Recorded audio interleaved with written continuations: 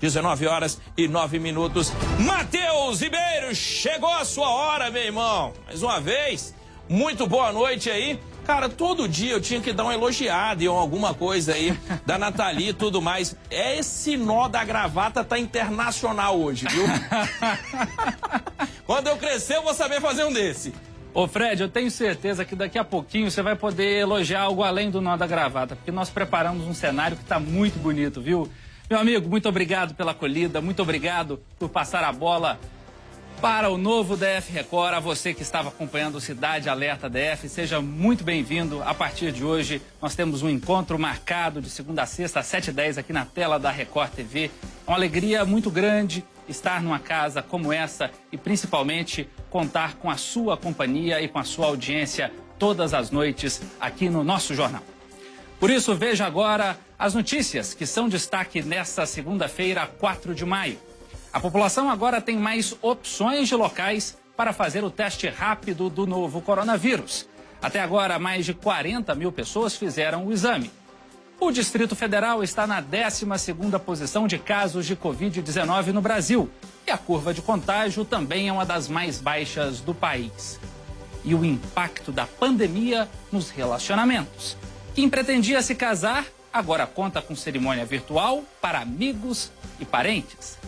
Eu também te apresento agora o time de reportagem que está ao vivo conosco esta noite. As repórteres Mara Mendes, Manuela Rolim e Nathalie Machado estão ao vivo conosco neste primeiro DF Record do dia 4 de maio. Vou começar com a Mara Mendes. Mara, boa noite para você. O GDF divulgou hoje os detalhes de um novo decreto para combater o coronavírus, decreto este que traz novidades importantes, incluindo a ordem para que hospitais particulares liberem leitos, não é isso? Como é que vai funcionar, hein, Mara? Oi, Matheus. Boa noite. A partir de agora, o governo passa a monitorar os leitos de UTIs dos hospitais particulares. Esse decreto foi publicado hoje pelo governador Ibanez Rocha numa edição extra do Diário Oficial. De acordo com o governador Ibanez Rocha, a partir de agora, os hospitais particulares vão ter que detalhar a situação de cada leito de UTI nesses hospitais, como a questão da ocupação, o bloqueio, se está livre ou não, se está ocupado por um paciente da Covid-19 ou não. Esses hospitais terão que imediatamente passar essas informações para a Central de Regulação da Secretaria de Saúde do DF. E quem descumprir essa decisão do governador Ibanez Rocha poderá, além de tomar uma advertência, pode ter também até a licença de funcionamento do hospital cassada. Eu conversei agora há pouco com a equipe de vigilância epidemiológica do governo do Distrito Federal e, segundo o subsecretário, na prática, essa medida é para melhorar as estratégias em relação ao enfrentamento da Covid-19 aqui no DF. Por que melhorar? Esses hospitais, eles não estão passando a tempo, tempo necessário, imediatamente, as informações para a Secretaria de Saúde. Que essas informações, elas são necessárias, Matheus, porque até mesmo para poder traçar medidas e para saber se é possível manter o isolamento social, se terá que manter o isolamento social ou será possível fazer a reabertura do comércio depois do dia 10 de maio. Isso porque os hospitais estão demorando. Há casos de Covid-19 nesses hospitais que não foram até agora passados para a Secretaria de Saúde. E falando em relação a essa questão de número de casos, agora há pouco a Secretaria de Saúde atualizou os números de pessoas infectadas aqui no Distrito Federal. Já são mais de 1.700 casos de pessoas infectadas aqui no DF. 133 pessoas estão hospitalizadas. Desse total, 60 estão em leitos de UTIs. Ou seja, houve um aumento de pessoas com agravamento da doença de sexta-feira para cá. Até mesmo porque sexta-feira era um registro de 48 pessoas em leitos de UTIs. O Distrito Federal já registrou 33 mortes. A morte mais recente foi registrada ontem, um homem de 57 anos que morava no Sol Nascente e sofria de hipertensão e diabetes. Matheus. Solidariedade, né? A família desse senhor e as famílias de todas as vítimas desse vírus terrível. Agora, Mara, aproveitando que você falou de números, a gente precisa contextualizar esses números num panorama nacional e, quiçá, até mundial, para que a gente possa entender onde o Distrito Federal está nesse painel, né? Eu sei que você preparou uma reportagem que faz justamente isso, que destrincha esses números, não é? Exatamente, Matheus. Os números preocupam, como preocupam em qualquer outra região do país, mas, felizmente, o Distrito Federal hoje ocupa uma situação favorável em relação a essa questão do controle da curva epidemiológica, do que mede o avanço do novo coronavírus aqui no DF. Para a gente ter aí uma ideia, comparado às outras regiões, o Distrito Federal, em relação a essa questão do avanço, até mesmo de mortes provocadas pelo novo coronavírus, o Distrito Federal é a região do país que tem a melhor média. A questão do dobro de mortes só foi registrada 27 dias depois da primeira morte registrada aqui no Distrito Federal. Enquanto que em outras regiões, como São Paulo, a cada 5 dias há um dobro aí de número de mortes. Vamos ver na reportagem. 110 pessoas hospitalizadas e 50 em leitos de UTIs por conta da Covid-19 aqui no DF. Os números preocupam, mas o DF é uma das regiões do país em que a situação é favorável em relação aos números de leitos de UTIs para a infecção.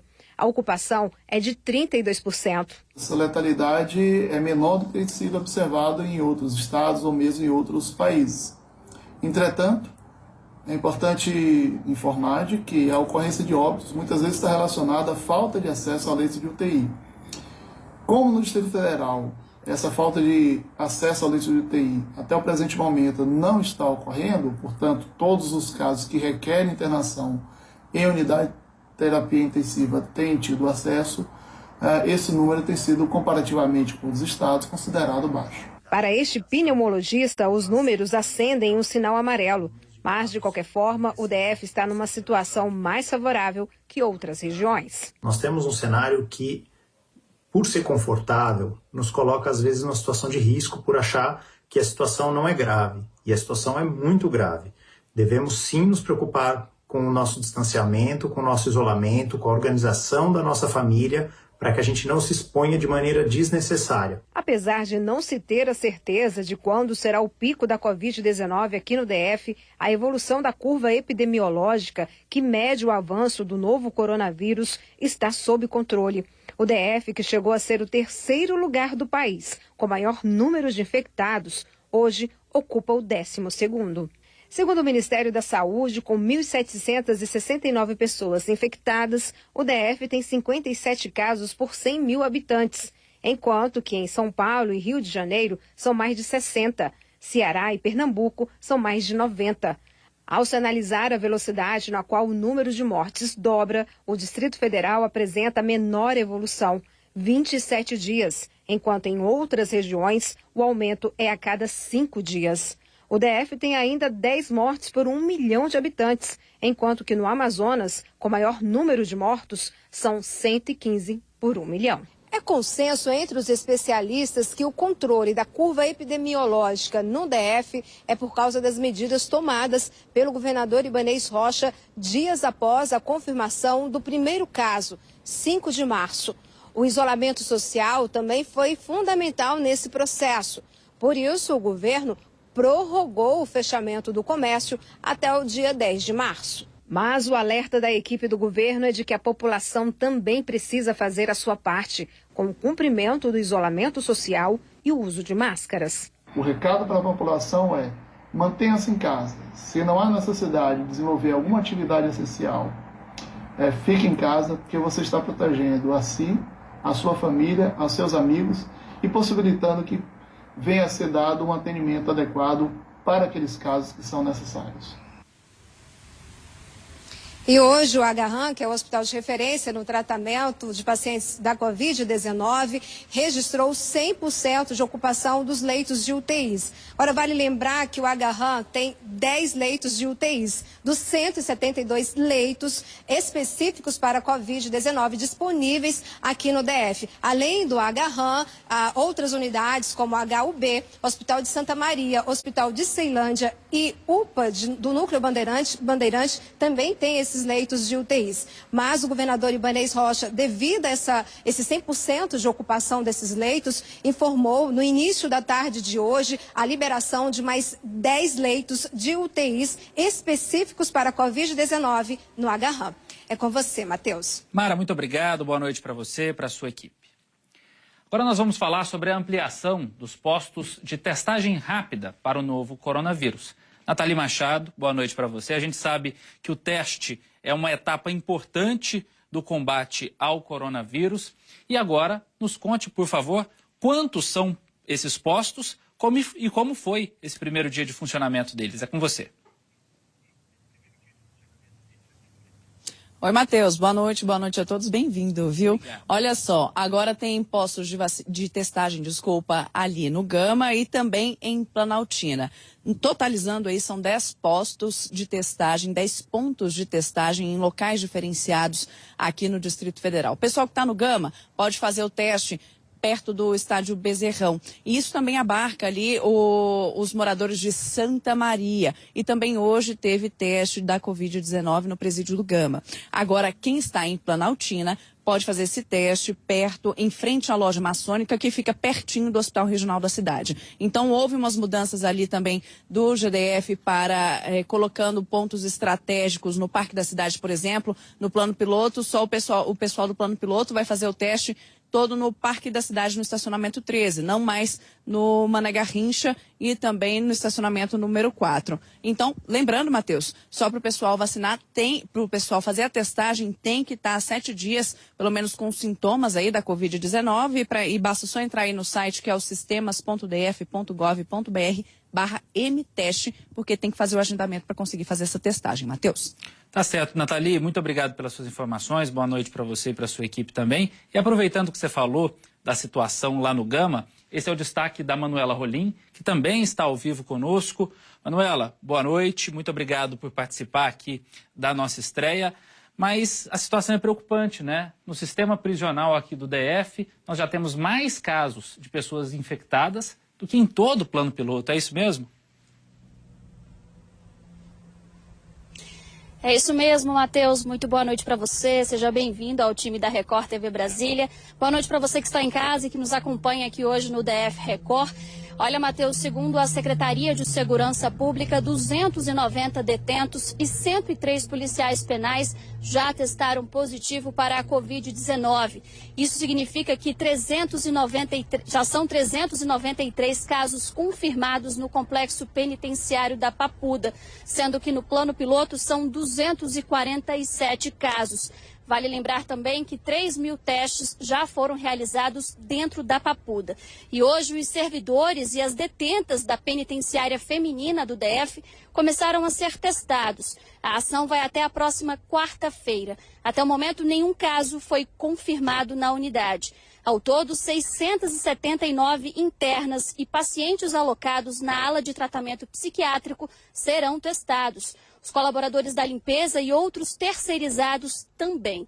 Em caso de resultado positivo, os servidores ou as internas serão afastados ou isolados por 7 dias. E em relação à construção do hospital de campanha dentro da Papuda, a Secretaria de Saúde informou que a estrutura já está em fase de finalização da fundação e que a previsão de entrega da obra é até o dia 23 de maio. Matheus? Muito obrigado, Manuela. Boa noite para você e para a sua equipe. Pessoal, a gente traz agora uma notícia que interessa muito aos pais e mães que têm filhos em guarda compartilhada. Isso porque a Justiça decidiu que o regime de compartilhamento pode ser alterado durante a pandemia do novo coronavírus. Essa decisão leva em conta a segurança da criança e, principalmente, a saúde da família. O Kenzo tem 8 anos e nesse tempo de pandemia a rotina com a mãe precisou ser readaptada. A gente está brincando em casa, fazendo muitas atividades, cozinhando, fazendo artes. A mãe do Kenzo conta que o acordo pós-separação previa visitas do pai a cada 15 dias. Agora não é mais possível por uma questão de segurança à saúde familiar. Não está tendo a mesma periodicidade de pegar e levar.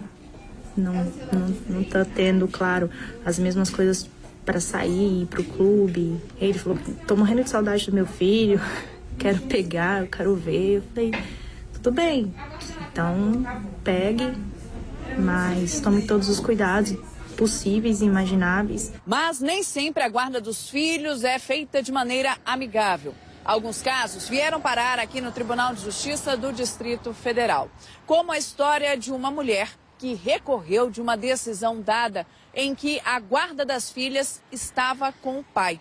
Com o recurso, esse entendimento foi mudado e as visitas paternas foram suspensas até junho. O contato entre pai e filhas pode ser feito de maneira virtual.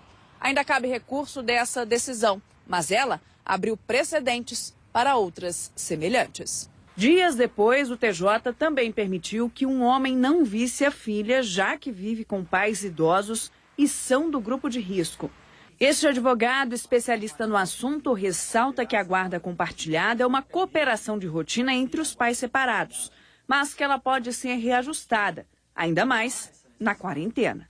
A guarda compartilhada ela é uma presunção de direito. Ou seja, se os pais estão de acordo, se existe um consenso entre os pais, eles podem, da melhor forma, ajustar essa nova rotina. Agora, se os pais não conseguem entrar em consenso, é preciso judicializar essa demanda. Você faz o pedido para que o juiz decida essa nova rotina da família. O Rafael tem a guarda compartilhada das filhas e conseguiu se readaptar às regras do isolamento social. E o melhor, sem o desgaste emocional de todos os envolvidos na rotina, que também precisou mudar. Depois da tarefa, depois da aula, a gente sempre tenta fazer alguma coisa. Então a gente já fez telefone em lata, a gente já fez aquário de gelo, a gente já fez marca do lençol. Então a gente sempre tenta oferecer para elas alguma alternativa para aliviar um pouco esse tempo que está pesado para todo mundo, né? Realmente, o amor que pais e mães têm pelos seus filhos é capaz de fazer com que eles entendam todo esse momento que está acontecendo e aí, numa situação como essa, identificar qual é o ambiente mais seguro para a criança estar durante essa pandemia que todos torcemos para que passe logo. Mas quando a gente fala aí nessa situação do coronavírus, é fundamental que a gente tenha uma referência do que está acontecendo em outros países, até mesmo para identificarmos um modelo a seguir. A Espanha, por exemplo, foi um dos países da Europa que mais sofreu com o coronavírus e agora já começa a retomar a rotina. Pensando nisso, nós convidamos um brasiliense que está por lá, enfrentou 40 dias de isolamento total, bem rígido, e agora conversa conosco para falar como está esse retorno à normalidade. É o jornalista Ayrton Guimarães, ele que agora conversa conosco. Ayrton, boa noite, muito obrigado por aceitar o convite da nossa produção. O que é que você destaca para a gente aí desse momento que a Espanha vive agora de reabertura? Oi, Matheus, boa noite aí para todo mundo no Brasil. Pois é, finalmente, né, a gente está podendo passear, está podendo sair de casa. Como você falou aí, na verdade foram quase 50 dias, né? Foram 49 dias contados nos dedos da nossa quarentena aqui. Realmente toda a população da Espanha estava proibida de sair de casa, a gente não podia sair, senão a gente podia ser multado, podia ser até preso. Centenas de pessoas foram multadas em todo o país. E agora que a gente está começando a retomar essa normalidade, é um alívio, né, muito grande para a gente. E o governo está bem organizado, né? Ele organizou uma desescalada, que é o que eles estão chamando aqui, um afrouxamento da quarentena, que vai durar 6 semanas. Então agora a gente está passando pela primeira semana, então a normalidade mesmo só no final de junho. Ayrton, o que a gente consegue observar na sua fala é que não adianta a gente ter pressa enquanto a gente luta contra um inimigo ainda desconhecido, né? Veja só, 6 semanas para ter uma reocupação de todos os espaços públicos, para ter um reordenamento aí de todo o convívio social que existe na Espanha, um país que é muito marcado também pelo turismo e que infelizmente vai sofrer também as consequências desse coronavírus, como todo mundo. Ayrton, muito obrigado pela sua participação aqui no nosso DF Record, nesse dia de estreia. Ficamos muito felizes com a sua dedicação e com a sua atenção conosco. Boa noite. Boa noite, Matheus. Pessoal, vamos saber agora como fica o tempo amanhã aqui no Distrito Federal. Trago a previsão para você aqui no nosso telão. Amanhã, vamos colocar a previsão do tempo aqui. O tempo fica claro a parcialmente nublado. Terça-feira, então, em Brasília, com mínima de 13 graus, a máxima fica em 27, enquanto a umidade varia de 90% a 25%. São os dados do Instituto Nacional de Meteorologia para você. E o PROCON fez uma fiscalização em quase 300 mercados no mês passado para checar o preço de vários produtos. E a variação que essa pesquisa identificou é impressionante. Consegue chutar? Consegue aí ter uma ideia? Até 8 vezes, minha gente, um produto custa X, no outro lugar ele custa 8X. A gente separou aqui no telão para você alguns dados aí dessa variação de preços. Um dos produtos que mais chamou a atenção dos pesquisadores foi o feijão, que pode variar até 650%. Num local você compra por 10, em outro você compra por 65, em termos práticos. O pão teve uma variação de 577%. E temos mais itens. Um deles é fundamental nessa época de pandemia, a água sanitária. Pode mudar a tela aí pra gente? Porque a água sanitária também teve uma variação impressionante, 779%. E o papel higiênico, 825% de variação. O que a gente pode tirar de conclusão a partir dessa pesquisa? É preciso fazer uma busca por bons preços, mas sempre preservando a sua saúde. Lembrando que todos, a maioria pelo menos, dos estabelecimentos confiáveis já estão com medidas de segurança para a entrada de clientes e quando você for fazer as suas compras é preciso ter muita atenção para se preservar e também zelar pela saúde do próximo. Uma das novidades que nós preparamos para você aqui no nosso novo DF Record é a interatividade, por isso agora nós temos o momento Você no DF.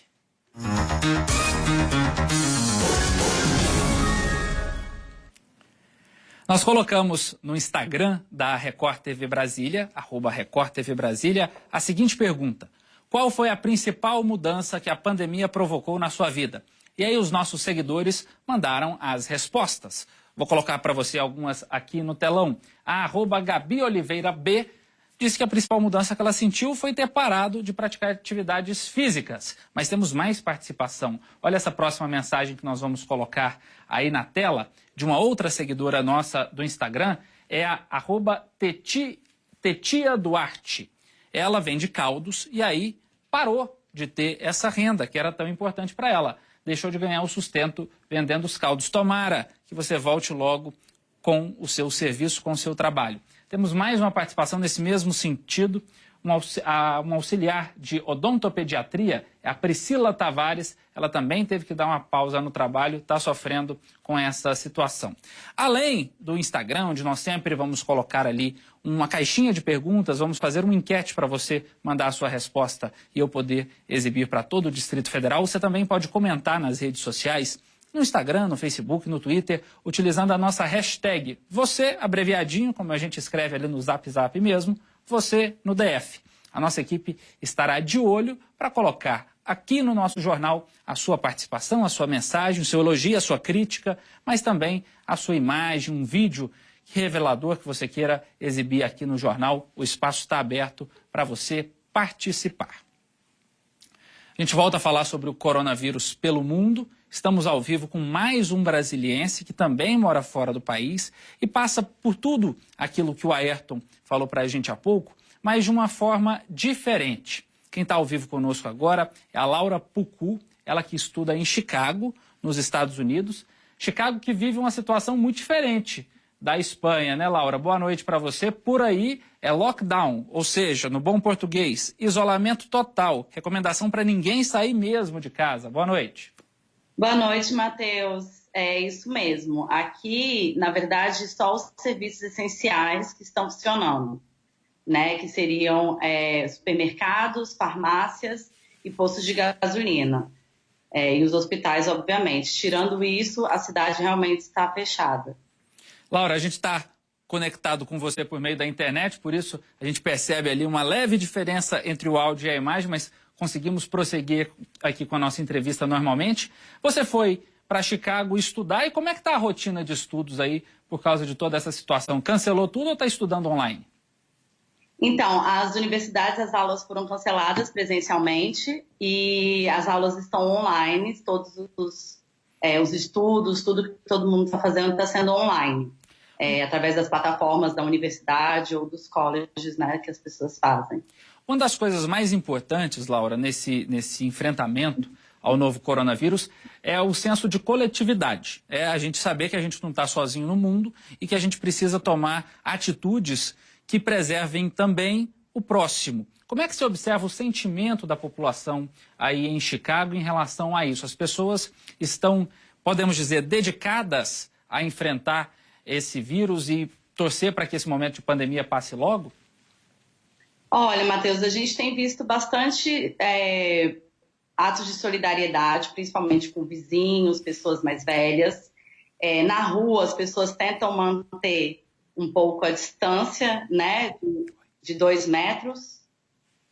E, além disso, no mercado, você tem uma limitação do número de pessoas que podem entrar. Então, você tem filas do lado de fora para esperar, né, marcado no chão, assim. As pessoas estão tentando, ao máximo, manter a distância. Porém, o uso de máscara também, que se tornou obrigatório aqui, né? Da máscara para cobrir, né, a cara um pouco. E, enfim, você tem visto, as pessoas estão tentando, de uma certa forma, ao máximo, colaborarem para que o vírus não seja, a gente não entre numa taxa de mortalidade tão alta. Chicago, a gente já está mais um mês e 2 semanas de lockdown. E, felizmente, o número de infectados ainda para um estado grande como Illinois é um número baixo.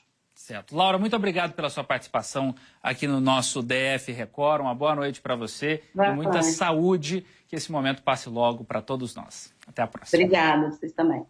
Pessoal, agora 7h36. Decisão importante hoje para todo o país e que impacta também a rotina aqui no Distrito Federal. Foi nomeado hoje o novo diretor da Polícia Federal, Rolando Alexandre de Souza. Quem está ao vivo conosco e agora traz mais os detalhes dessa nomeação é o repórter Tiago Nolasco. Tiago, boa noite a você. Muito obrigado por prestigiar aqui a nossa estreia, trazendo essa informação importante que é um destaque nacional. Conta pra gente qual é o currículo desse novo diretor. Boa noite. Oi, Matheus, boa noite para você, boa noite a todos, seja bem-vindo a Brasília. Rolando Alexandre é um delegado da Polícia Federal que estava atuando como secretário de planejamento da ABIN, que é a Agência Brasileira de Inteligência. Ele era um dos principais auxiliares de Alexandre Ramagem, que na semana passada não assumiu o comando da Polícia Federal por uma decisão do Supremo Tribunal Federal. Rolando também, Alexandre já foi superintendente da Polícia Federal em Alagoas e Rondônia e chefiou órgãos importantes da PF, como o de combate a crimes financeiros. A cerimônia de posse dele hoje foi rápida e simples no gabinete do presidente Jair Bolsonaro, aqui no Palácio do Planalto, sem a presença da imprensa. E quem quiser saber um pouco mais sobre esse assunto é só acompanhar o Jornal da Record, logo depois o DF Record. Com você, Matheus. Tiago, muito obrigado. Convite feito. Jornal da Record com as principais notícias do Brasil e do mundo. Tiago, mais uma vez, boa noite. Muito obrigado por estar aqui hoje. Pessoal, Dia das Mães está chegando, mês de maio já está aí. E agora, com o comércio fechado por conta da pandemia, muitas pessoas precisam contornar essa crise e tentar salvar a segunda data mais importante do ano para o varejo. Aí a aposta está sendo no quê? No delivery e nas vendas online. O Dia das Mães era considerado o segundo melhor feriado para o comércio. Perdia apenas para o Natal. Só no ano passado, cerca de 500 milhões de reais circularam no comércio do DF, segundo dados do Sindivarejista. Mas as expectativas para 2020 não são nada animadoras. Pela primeira vez na história de Brasília, nós não temos como mensurar esse volume de venda, muito menos o valor do presente e qual produto que vai girar nesse período até o dia 10 de maio. O vice-presidente do Sindivarejista diz ainda que as pessoas ficaram esperando a abertura do comércio, que estava prevista para o dia 4 de maio. O varejo do Distrito Federal ele teve que se reinventar para gerar o estoque, né? Que foi ampliar as vendas pela internet, pelo e-commerce, usando o site da loja, a entrega por delivery, né?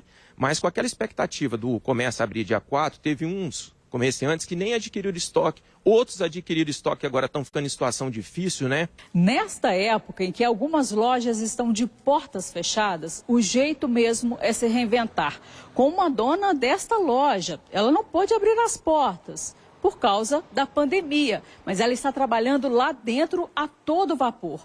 As vendas estão acontecendo online, pela internet. E neste momento em que muitas pessoas tiveram que mandar funcionários embora, no caso dela foi o contrário. Ela teve que contratar mais gente para dar conta do recado. Manu tem apenas 24 anos e já é uma empresária de visibilidade. A loja online ela abriu em 2018, mas confirma que foi na pandemia que os negócios deslancharam. Como nós estamos de loja física fechada, aquelas clientes que antes só frequentavam a loja física agora estão dando uma primeira chance à compra online. Você reparou ali no destaque, né? É preciso se reinventar, se renovar. E é claro que tudo isso está impactando também os casamentos, um momento muito especial para os casais que agora é virtual. Não dá para fazer festa para os amigos e para os parentes, mas nem por isso o momento é menos especial. O casamento seria em junho, mas por causa da pandemia, Jéssica e Jean decidiram mudar a data. Se tudo der certo, a cerimônia tão sonhada e idealizada pelo casal será em outubro. Já estávamos organizando o nosso casamento há mais ou menos um ano e tivemos que remarcá-lo assim que a pandemia começou.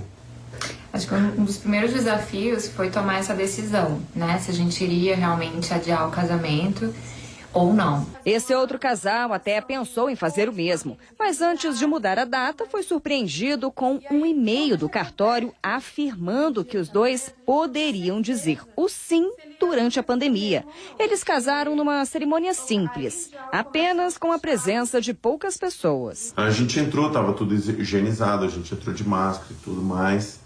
Aí tiramos para dizer o sim, aceito, e aí voltamos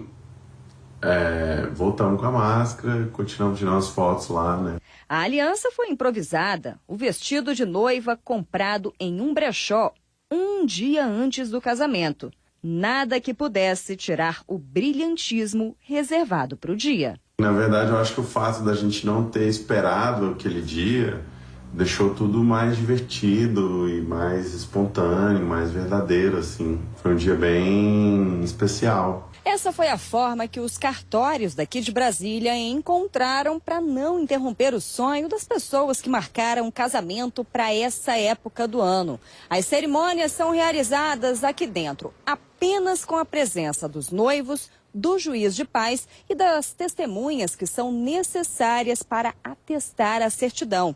E tem mais, os convidados podem acompanhar a cerimônia online. O presidente da Associação dos Notários e Registradores do DF, Alan Guerra, explica que todos os procedimentos de segurança foram adotados. Os casamentos continuam sendo realizados pelos cartórios.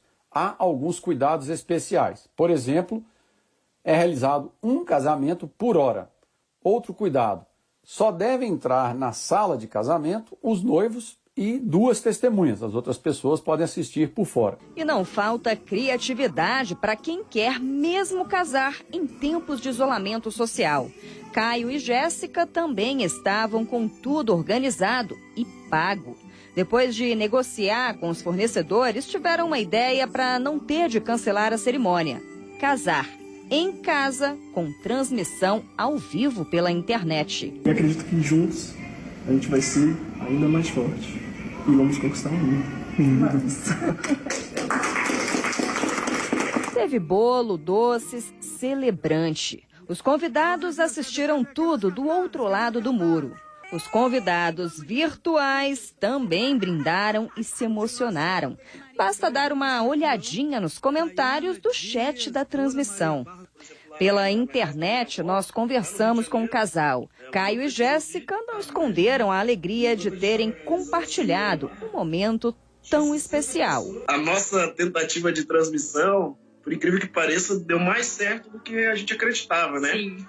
Enquanto a gente estava realizando a cerimônia lá, tinha 60 pessoas que seriam os nossos convidados do casamento acompanhando ao mesmo tempo que a gente, né? Então eram 60 dispositivos conectados. Então tinha, por exemplo, lá na casa da minha avó, lá no Rio de Janeiro, ela não precisou vir e ela conseguiu ver da televisão dela lá com a família inteira, entendeu? Foi muito legal. Os meus familiares de Curitiba também conseguiram assistir. E aí isso superou nossa expectativa, né? E assim, com muito amor, que eu encerro o DF Record de hoje, agradecendo a sua companhia e a sua audiência. Amanhã, nosso compromisso e o nosso encontro estão renovados. Uma boa noite para você. Tchau, obrigado.